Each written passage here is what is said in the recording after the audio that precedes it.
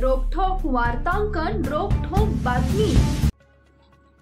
कोट्यावधींची फसवणूक, सायबर गुन्ह्यातील आरोपी पुष्कर चंद्रकांत पाखले याला चाळीसगाव शहरातून अटक। सायबर गुन्हेगारी विरुद्ध कठोर कारवाई करत चाळीसगाव शहरातून सायबर फसवणुकी प्रकरणी वॉन्टेड असलेल्या एका आरोपीला अटक करण्यात आली आहे।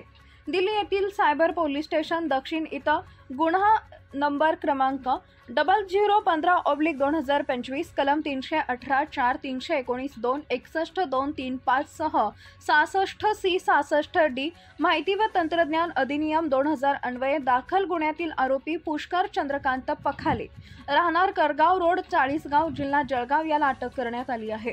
सदर आरोपीने सायबर फसवणूक करून आर्थिक नुकसान घडवून आणल्याच्या तक्रारीवरून त्याच्या विरुद्ध गुन्हा दाखल करण्यात आला होता। दिल्ली पोलिसांचं पथक चाळीसगावमध्ये दाखल झाले होते।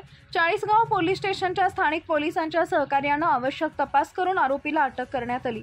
याच आरोपी पुष्कर चंद्रकांत पाखले यानं कोरोना काळामध्ये बनावट रेमडेसिविर इंजेक्शन तयार करून लाखो लोकांना विकलं होतं आणि कोरोना रुग्णांच्या जीविताशी खेळण्याचा माणुसकीला काळीमा फासणारा प्रकार देखील केला होता।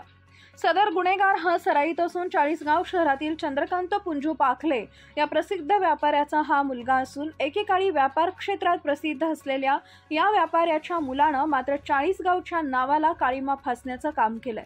कोट्यावधींची फसवणूक करून हा फरार आरोपी चाळीसगाव शहरात कसा आला, कोणाकडे आश्रयाला होता, त्याचे सहकारी कोण याची देखील कसून चौकशी होणार असल्याचं दिल्ली पोलीस सूत्रांनी सांगितले असून पुढील कायदेशीर कार्यवाहीसाठी आरोपी पुष्कर चंद्रकांत पाखले याला दिल्ली इथं हलवण्यात आलंय। महाराष्ट्रातील महत्त्वाच्या आणि ताज्या बातम्या पाहण्यासाठी आमच्या जय हो न्यूज चॅनलला सबस्क्राइब करा आणि बेल आयकॉन प्रेस करा।